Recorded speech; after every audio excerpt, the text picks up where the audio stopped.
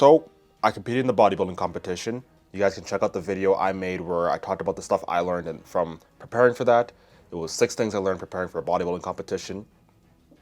This will be sort of a continuation to it.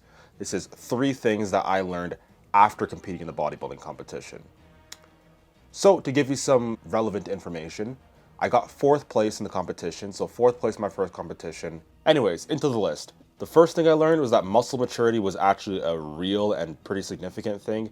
All the amateurs that I competed with, they were in their mid-20s, mid-20s, early 20s, around my age. I'm 22. Whereas all the pros that we saw, they were all in like their 30s, some were in their 40s. A lot of them had children, they had families. Just physically, like look at their face even, they're just much more mature than we are. And you would think that our 20s are when we peak in terms of bodybuilding because of our hormonal bursts. Like you get a burst of testosterone during puberty, and it sort of peaks in like your early 20s, I believe, or late teens. So you would think that that would be your peak of bodybuilding, but no. When you're older, you get a more grainy and more more mature look to your muscles. They're able to stay really defined, and they're able to stay really strong and really mature. So that's one thing I noticed. It could also be the fact that they've been training for longer, because of course the pro has been training for longer than we have. So I've been training for about 4 years, give or take, depending on how you quantify it. And they've been training for, I'd imagine, since they're like, a lot of them are like 30 years old. They've been training for, I would guess, like maybe like 8 or 9 years. It seems to be a real thing. Muscle maturity, I believe, or they've been training for a long time, whichever one sounds more convincing to you. Here's Alberto Nunez when he was younger, back when he was 28, compared to now when he's like about 40 or so. Here's a comparison. I'll have the comparison on the screen right now. It looks pretty insane how much he's changed over time, and that's just due to years of training and getting older. And yeah, so you always hear about the concept of muscle maturity. I thought it was kind of a myth. I thought it was just kind of something people just said, but I think it probably actually is a real thing. I think that when you get older, something about your muscles just is able to look more grainy and defined. It could also be the fact that once you get older, your skin starts to thin out and lose elasticity, which could allow the vascularity and striations to be more prominent than they otherwise would have been. That's just a guess. The second thing I learned here is that you can get actually really big if you really dedicate yourself to training hard and training for a long time naturally. There's the whole paradigm of, you can be big, you can be lean, and you can be natural. But, I think you probably can be all 3, of course to a less extent than if you took steroids, right? But you probably can be all 3. It just takes a very, very long time. I watched the World Championships. Well, I didn't watch it like live, but I saw some clips, I saw some pictures, and the people there just look insane.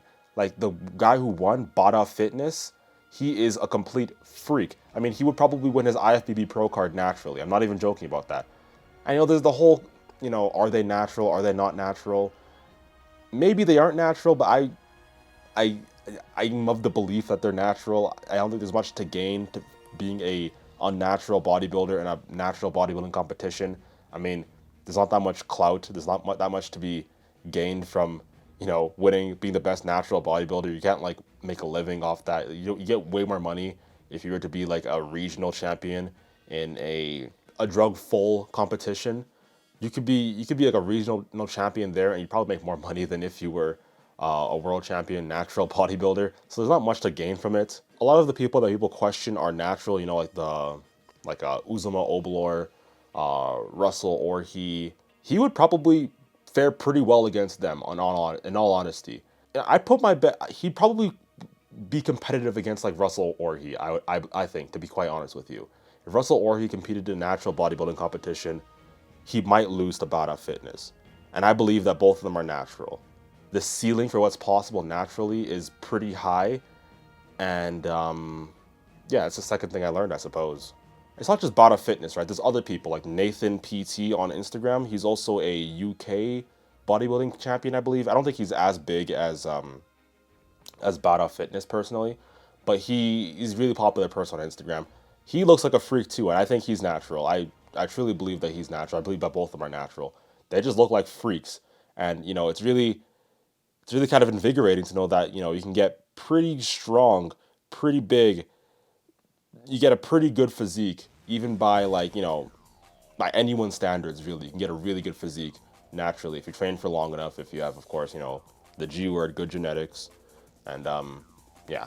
But yeah, Bada Fitness could win his IFBB Pro card naturally, and I mean, Greg Doucette also said that Russell Orhe could probably win his IFBB Pro card naturally. So these guys are just freaks. Both Bada Fitness and Russell Orhe are from Nigeria. Make of that what you will. But yeah, a lot of the guys were just freaks, and it's really nice to see the potential be, you know, really that high. The third thing I noticed is that it is incredibly easy to rebound. Once you've starved your body for long enough and you allow it to eat again, it doesn't know when it's going to get food again. So then it starts to stockpile the food that you're giving it, starting to, you know, eat as much as it can because it doesn't know when it's going to get it again. In the few days after the competition, I was a gluttonous pig. I just ate everything and my stomach seemed endless. I ate twice as much as I usually ate and I just felt nothing. I was like, I could still eat more. I mean, and it was pretty insane. I didn't actually rebound that hard. I know some of my friends who I met at the competition, they rebounded like 20 pounds in a week or like 20, 30 pounds in the month.